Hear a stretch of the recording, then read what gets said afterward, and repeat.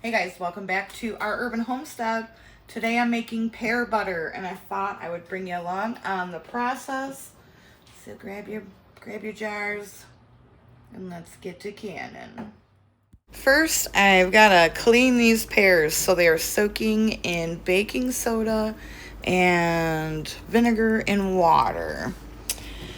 So then I'm just going to get them cut into half. I'm peeling off the stem. That's the only other thing I'm doing besides cutting out and removing any of those spots that look like that.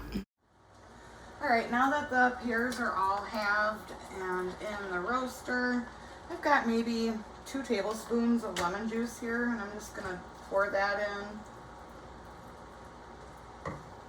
I'm gonna add 2 vanilla beans or bean pods, pardon me, some sugar, and 1 whole cinnamon stick. And this is just going to, well, my word, if I can get this vanilla open. This is just gonna cook down probably until tomorrow.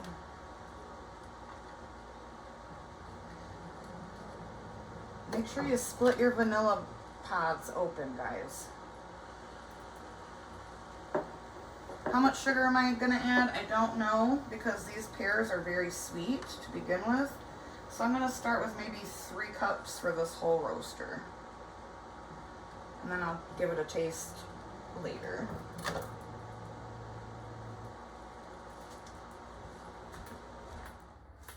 All right, so we're about 4 hours in. These are nice and soft and cooked down. So what I'm gonna go ahead and do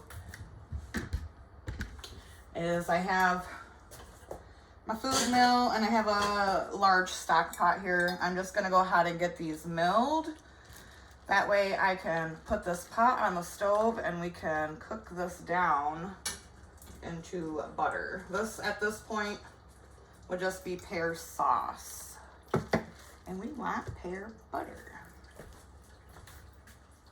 All right, so at this point, we have a beautiful pear sauce. I did throw the vanilla beans and that cinnamon stick back in here. That's all that's left from all of those pears after milling it down. Those will go to the chickens. I do want to taste this just for sweetness and spice. Oh, that's phenomenal. Needs nothing more. Only thing we gotta do is cook it down until we have a nice, rich, thick butter.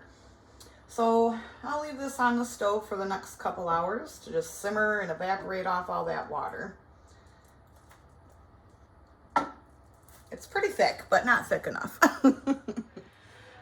So it's actually the next morning. My bedtime is early, y'all. So this is what is left. It is beautiful and thick. And when I tell you this smells wonderful, y'all, it smells wonderful. I've got my jars heating up. I've got my lids heating up. But I want to talk about the jars that I'm using today just for a second. So for those of you who don't know, I have been a 4 Jars affiliate for the past couple years. I really love their lids. But the wonderful people at 4 Jars sent me some of their new jars to try out. I got half pints, pints, and half-gallon jars. They were all out of the quarts. Those sell out very quickly.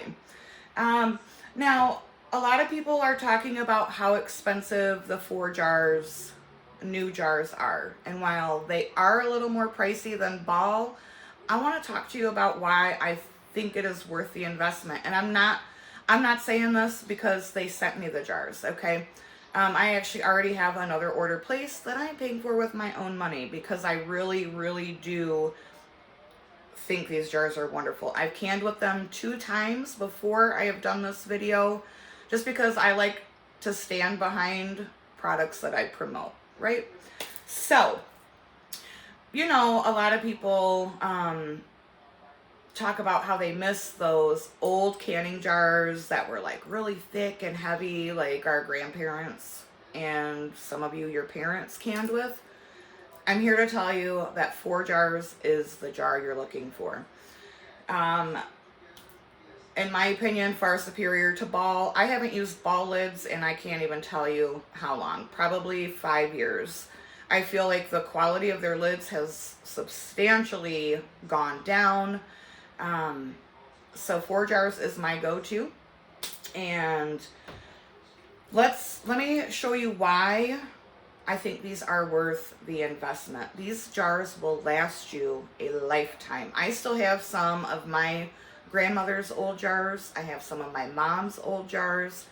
And these are just like the jars that we remember from a different time. So when I first got the jars, I'm like, ooh, these are heavy comparatively speaking to these are ball jars and these are the 4 jars. I mean, you can see the difference in thickness, but let's just, well, I just want to show you how much thicker and stronger and heavier duty these are. So this is a ball jar. It weighs 175 grams. This is the 4 jars, half pint, and it weighs 212 grams. So big difference. And I mean, they're just wonderful. They're very thick, very heavy duty. All right, we'll take a ball pint jar. 238 compared to the 4 jars. 296. That's a big difference. Now, again, like I said, I don't have any quart jars to compare, just because the quart jars sold out so quickly and they weren't able to send me any. But they also have half gallons. These half gallons, you guys, I think these might be the heaviest half gallon jars I've ever felt. 893 grams. So while they are a bit more expensive than ball jars, and I gotta tell you, ball jars are, I can't find pint jars for less than $16.95, and that's at Walmart, okay? If you go to farm stores, they're even more expensive, at least in my area. So yes, the 4 jars are a little more expensive, but they really are going to last you a lifetime. These are jars you're going to be able to pass down to your children. Your children are going to be able to pass them down to their children. It literally is worth it, you guys. So if you're interested, look for the link in the description. It's in the description of every single one of my videos. This is a company and a product that I stand by. And also, you know, they have a myriad of canning supply items, right? And if you use my code Chelsea10 at checkout, you'll get an additional 10% off, and you can also stack that during their sales. So I'm gonna let my lids simmer, and I'm gonna let these jars heat up for about 10 minutes. And it actually does say on the 4 jars packaging to warm your lids. Ball does not recommend that you do that anymore, and I really think that's the issue that I have with their seal. Is just not, the seal ain't sealing anymore, y'all. You know what I'm saying? Like, it's a very thin, very cheaply made product, and I have more, like I said, that's why I stopped using ball. All of my lids, they would, you know, they wouldn't stay sealed. I would lose a ton of work and a ton of food, and I just can't anymore, y'all. All right, now we are ready to jar this up.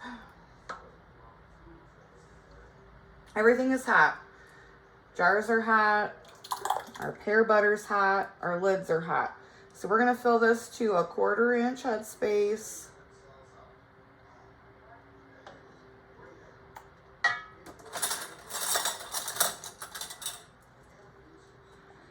Debubble.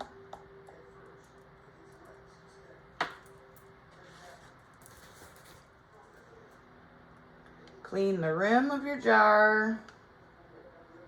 I don't use vinegar. I find that it breaks down your seal, no matter what you're doing or what one you're using. So I just use hot water. Put your lid on. And your ring fingertip tight. And then these are gonna process for 15 minutes. I'm using a steam canner, which is just like water bath canning. Here's a quick tip for anyone that uses a steam canner. I do get asked this question quite often. How do you keep your water from coming out all over the place? I just take a little spritz of oil and wipe the inner rim, and that is gonna allow this to rise and fall easily without it sputtering and spurting all over the place. After your time is up, I'm gonna remove them and set them on a toweled surface. And then we're just gonna let these chill for the next 12 to 24 hours. And then I'm going to remove the rings, wash the jars, label these, and get them on my pantry shelf. So I hope you enjoyed this canning video. Thanks again for Jars, for always having wonderful products that I feel comfortable promoting. So I'll see you next time. But until I do, happy canning and abundance and blessings. Bye-bye.